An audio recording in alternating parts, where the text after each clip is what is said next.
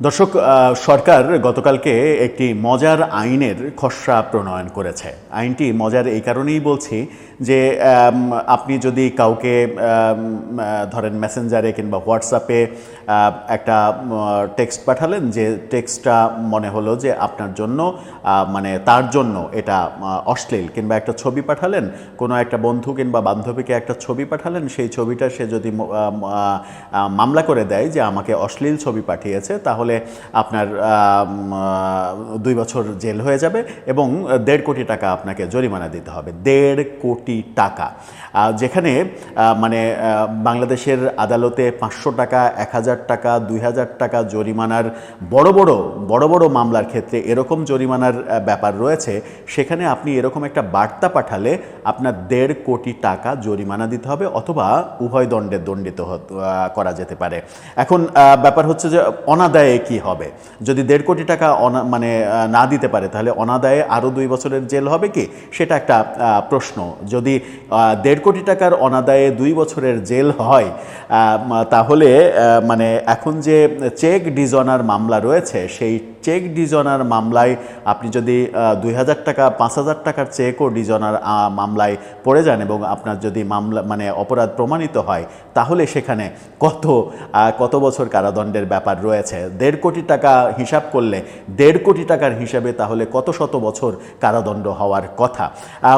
সরকারের ভেতরে বসে থেকে এই আইনগুলো কারা তৈরি করছেন? প্রফেসর আসিফ নজরুল যখন আইন মন্ত্রণালয়ের দায়িত্বে রয়েছেন, তখন এই আইনগুলো নিয়ে হাসি তামাশা ঠাট্টার বন্দোবস্ত তিনি করছেন কিনা, কিংবা তার মন্ত্রণালয় করছে কিনা, কিংবা আইন মন্ত্রণালয়ের গবেষক হিসেবে যারা কাজ করছেন তারা প্রকৃত আইন বোঝেন কিনা, জানেন কিনা, নাকি তারা একটু বেশি বোঝেন এই কারণে একটু বেশি মাত্রার প্রয়োগ করতে চাইছেন, এই প্রশ্নগুলো উঠে আসছে। সরকার কি সিদ্ধান্ত নিল, এবং সরকার আপনার জন্য ব্যাপারটা উন্মুক্তও করে দিয়েছে যে আপনি কি ভাবছেন, এই মতামত আপনি জানাতে পারবেন। কি বলছে সরকার, একটু চলুন জেনে দেখি এই ভিডিওতে। থাকবেন পলিটিক্স টিভির নিয়মিত আয়োজনে।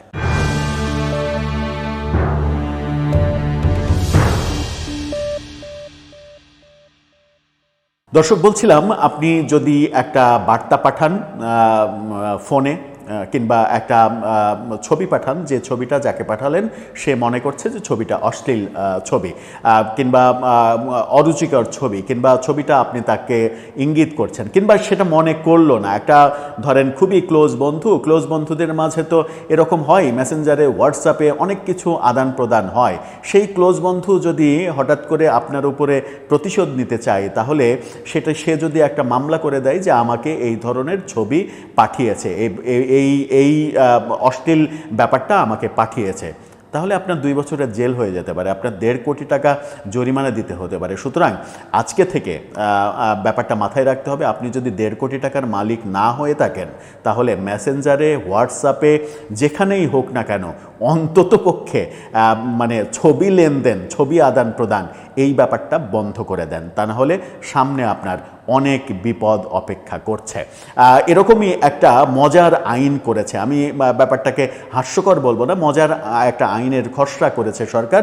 যে খসড়াটা সরকার মানে আগামী 15ই নভেম্বর পর্যন্ত তাদের সংশ্লিষ্ট ওয়েবসাইটে উন্মুক্ত করে দিয়েছে আপনার জন্য, যে আপনি কি ভাবছেন এই আইন নিয়ে, আপনি আপনার মতামত জানান। অর্থাৎ জনগণের মতামত জানার জন্য এই সার্কাসটা উন্মুক্ত করে দেওয়া হয়েছে। আমি নিশ্চিত যে এই সার্কাসটা পাস হবে না।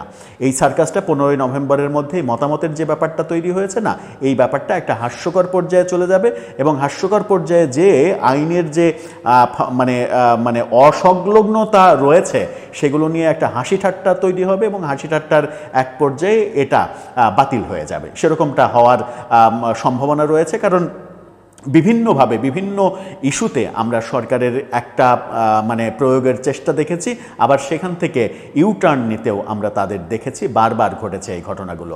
গণমাধ্যম কি বলছে শিরোনাম দেখলেই আপনারা বুঝতে পারবেন। সেখানে বলা হচ্ছে যে বাংলাদেশ টেলিযোগাযোগ সংশোধন অধ্যাদেশ 2025, ফোনে অশ্লীল বার্তা পাঠালে সর্বোচ্চ 2 বছর জেল এবং 1.5 কোটি টাকা জরিমানা। 1.5 কোটি টাকা, মানে 1,500 টাকা, 1.5 লাখ টাকা না, কিন্তু 1.5 কোটি টাকা। অর্থাৎ আপনাকে ফোনে বিভিন্ন মেসেজ আদান প্রদান করতে হলে আগে 1.5 কোটি টাকার মালিক হতে হবে নিজেকে নিরাপদ রাখার জন্য, তারপরে ওই কাজগুলো করতে হবে। কি বলছে আইনটা একটু চলুন শুনে দেখি।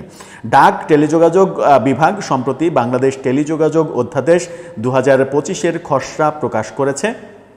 সেখানে টেলিযোগাযোগ সংক্রান্ত বিভিন্ন অপরাধের জন্য কঠোর শাস্তির বিধান রাখা হয়েছে। অংশীজন ও সাধারণ নাগরিকদের মতামতের জন্য খসড়াটি বিভাগের ওয়েবসাইটে উন্মুক্ত রাখা হয়েছে। 15 নভেম্বর পর্যন্ত মতামত জানানোর সুযোগ রয়েছে, জনগণ মতামত জানাতে পারবে, যে কথা বলছিলাম। এই খসড়া অধ্যাদেশে রাখা প্রধান বিধান ও শাস্তি সমূহ কি কি একটু চলুন জেনে দেখি। অশ্লীল বা অশোভন বার্তা প্রেরণ, অধ্যাদেশের ধারা 69 অনুযায়ী, 69-এর বাংলা কিন্তু 69, 69কে আবার অন্যভাবে ব্যাখ্যা করার দরকার নেই। 69 অধ্যাদেশ অ্যাক্ট 69-এ বলা হচ্ছে টেলিযোগাযোগ বা বেতার যন্ত্রের মাধ্যমে অশ্লীল, ভীতিকর, অপমানজনক বা অশোভন কোনো বার্তা, ছবি বা ভিডিও পাঠালে 2 বছর পর্যন্ত কারাদণ্ড, সর্বোচ্চ 1.5 কোটি টাকা অর্থদণ্ড বা উভয় দণ্ড হতে পারে। গুরুতর অপরাধের ক্ষেত্রে সর্বোচ্চ 5 বছর পর্যন্ত কারাদণ্ডের বিধান রয়েছে। কারাদণ্ডের ব্যাপারটা না হয় বুঝলাম, কিন্তু 1.5 কোটি টাকার ইকুয়েশনটা আমরা বুঝলাম না। এই 1.5 কোটি টাকার ইকুয়েশন ডাক এবং টেলিযোগাযোগ মন্ত্রণালয় থেকে যখন এটা আইন হিসেবে মানে প্রকাশ করা হয়, তখন প্রশ্ন আসে যে সরকার মানে টাকাকে আসলে কিছুই মনে করছে না নাকি। ডাক ও টেলিযোগাযোগ মন্ত্রণালয় পাশাপাশি যে মন্ত্রণালয়টাকে একটা অংশ আলাদা করা হয়েছে, আইসিটি বিভাগ, এই আইসিটি বিভাগ মানে নিয়ন্ত্রণ করেও তো একই মন্ত্রণালয়। এই আইসিটি বিভাগের একটা তথ্য আপনাদেরকে শুধু আপডেট করে রাখে। বাংলাদেশে এই মুহূর্তে আপনারা যারা কম্পিউটার ব্যবহার করেন এবং ডিজিটাল এই যুগে দেশ যখন ডিজিটাল হয়েছে, এই দাবি যখন আমরা করছি, সব কিছু ডিজিটালাইজড হয়ে গেছে, তখন একটা কম্পিউটার হার্ড ডিস্কের দাম 4 থেকে 5 গুণ বেড়ে গেছে। কম্পিউটার ইকুইপমেন্টসের দাম বেড়ে গেছে। একটা হার্ড ডিস্ক, একটা 10 টেরাবাইটের হার্ড ডিস্ক গত 1 বছর আগেও, 1 বছর কিংবা কয়েক মাস আগেও যেটা 10,000 টাকা, 11,000 টাকায় পাওয়া যেত, সেই হার্ড ডিস্কের এখন বাজার মূল্য 45,000 টাকা। চিন্তা করতে পারেন? বিশ্বাস হচ্ছে না?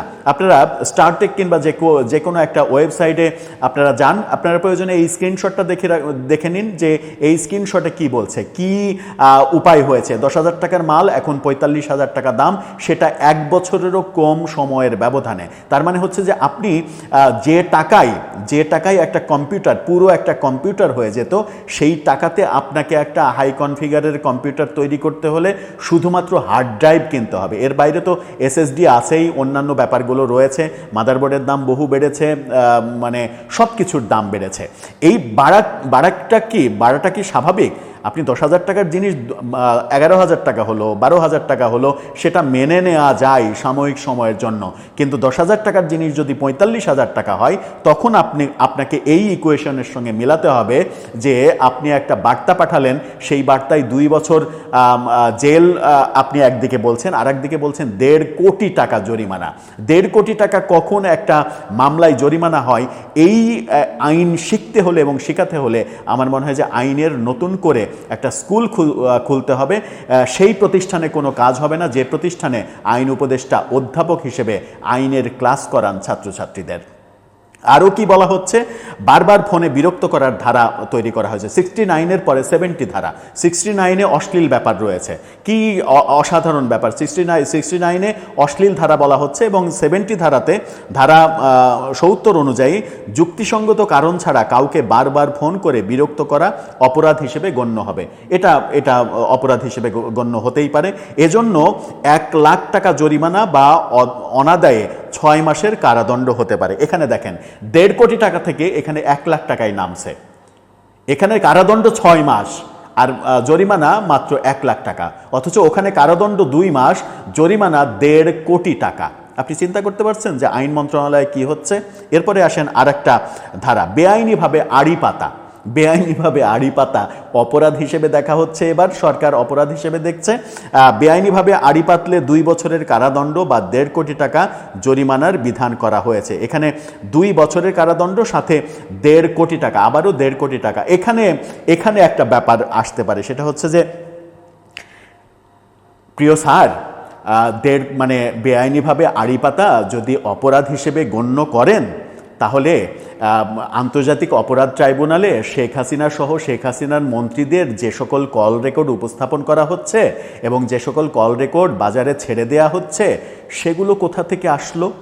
বেআইনিভাবে আড়ি পাতার সিস্টেম এবং যন্ত্রপাতি শেখ হাসিনা সরকারই কিনেছিল এবং শেখ হাসিনা সরকারের ওই যন্ত্র ব্যবহার করেই আপনারা সেগুলো মানে রেকর্ড করে সেগুলো আদালতে পর্যন্ত উপস্থাপন করছেন। তার মানে কি আইনটা শুধুমাত্র জনগণের জন্য হবে, নাকি আইনটা সরকারের জন্যও হবে? একই দেশে 2 রকম আইন হবে কিনা, যেটা সরকার এটা করতে পারবে কিন্তু জনগণ এটা করতে পারবে না, ব্যাপারটা কি সেটা দাঁড়াবে, নাকি অন্য ব্যাখ্যাটা পরিষ্কার হওয়া উচিত আমার মনে হয়। খসড়া অধ্যাদেশ অনুযায়ী ইন্টারনেট ভিত্তিক, এখানে মজার ব্যাপার রয়েছে, ইন্টারনেট ভিত্তিক সেবা যেমন ওটিটি প্ল্যাটফর্ম, সামাজিক যোগাযোগ মাধ্যম, online messaging, video streaming app সবই সরকারের অনুমোদনের আওতায় আসতে হবে। এটা ভালো কথা যে এগুলো বিভিন্ন প্ল্যাটফর্ম সরকারের অনুমোদনের আওতায় আসতে হবে। এখন অনুমোদন ছাড়া কারা চালাচ্ছে সেটাও তো একটা বড় ব্যাপার। এসব প্রতিষ্ঠানকে বাংলাদেশে নিবন্ধন নিতে হবে এবং প্রয়োজনে নিরাপত্তা সংস্থাকে তথ্য সরবরাহ করতে হবে। এছাড়া অনুমতিহীন টেলিযোগাযোগ সেবা বা বিদেশি ওটিটি প্ল্যাটফর্ম পরিচালনা করা শাস্তিযোগ্য অপরাধ বলে গণ্য হবে। বিদেশি ওটিটি প্ল্যাটফর্ম দেশে অনুমতি ছাড়া কোথায় চলছে আমি জানি না। রাষ্ট্রীয় নিরাপত্তা বা আইন শৃঙ্খলার প্রয়োজনে সরকার প্রয়োজনে যে কোনো প্ল্যাটফর্ম স্থগিত বা বন্ধ করতে পারে। এখানে আবার মজার ব্যাপার, মানে সরকারের হাতে কলকবজাটা নিয়ে নিচ্ছে। আপনি মানে অনুমোদনের আওতায় আনেন সেটা ঠিক আছে, কিন্তু অনুমোদন পাওয়া একটা প্ল্যাটফর্ম আপনি মানে এই রাষ্ট্রীয় নিরাপত্তা বা জনশৃঙ্খলা বলা হচ্ছে। জনশৃঙ্খলা মানে হচ্ছে যে কোনো একটা গোষ্ঠী, ধরেন বাংলাদেশে হইচই প্ল্যাটফর্ম চলছে, ভারতের প্ল্যাটফর্ম, আপনি কোনো একটা গোষ্ঠী মিছিল করলো যে হইচইয়ের এই সিরিজটা চলতে পারবে না, এই সিরিজটা মানে ধর্মের অবমাননা করছে। মিছিল হলো, একটা সমাবেশ হলো, আপনি হুট করে করে দিলেন যে বাংলাদেশে এটা বন্ধ হয়ে গেল। মানে সেই অপশনটা রাখা যে কোনো প্ল্যাটফর্ম যেন বন্ধ করে দেয়া যায়, এই অপশন রাখা এটা খুব একটা শুভ লক্ষণ বলে মনে হচ্ছে না। এই খাতে একটি স্বাধীন নিয়ন্ত্রক সংস্থা হিসেবে বাংলাদেশ টেলিযোগাযোগ কমিশন গঠন হবে।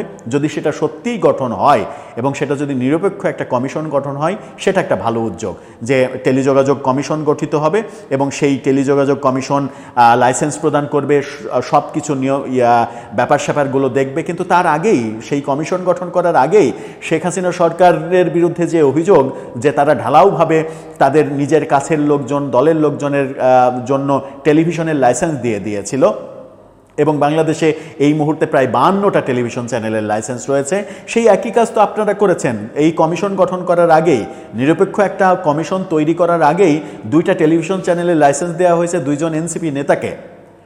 তাহলে আপনারা কি আইনের মধ্যে আছেন?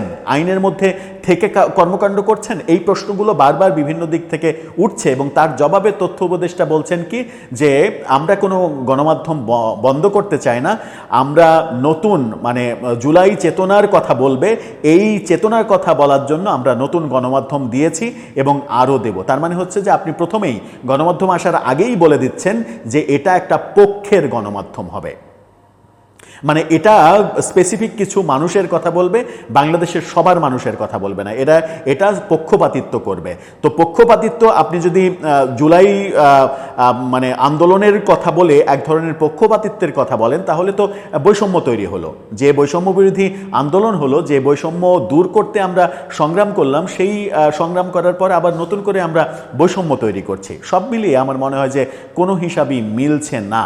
তবে আপনাকে অবশ্যই ওই কি বলবো, ধারা 69টা মনে রাখতে হবে। মেসেঞ্জারে, হোয়াটসঅ্যাপে, যে কোনো জায়গায় মেসেজ করার ব্যাপারে কিংবা ছবি পাঠানোর ব্যাপারে খুব সাবধান। 1.5 কোটি টাকার মালিক যদি না হন, তাহলে কিন্তু আপনার বিপদ রয়েছে। দর্শক, আপনার ভাবনা জানিয়ে আমাকে যেমন আমাদের প্ল্যাটফর্মের কমেন্ট বক্সে যেমন লিখতে পারেন, তেমনি টেলিযোগাযোগের ওয়েবসাইটে গিয়েও এই যে ধারা তৈরি করা হয়েছে, নতুন যে আইন তৈরি করা হয়েছে 69, সেই আইনের পরিপ্রেক্ষিতে আপনার মতামত সেখানেও জানাতে পারেন। ভালো থাকবেন, সেই পর্যন্ত বিদায়।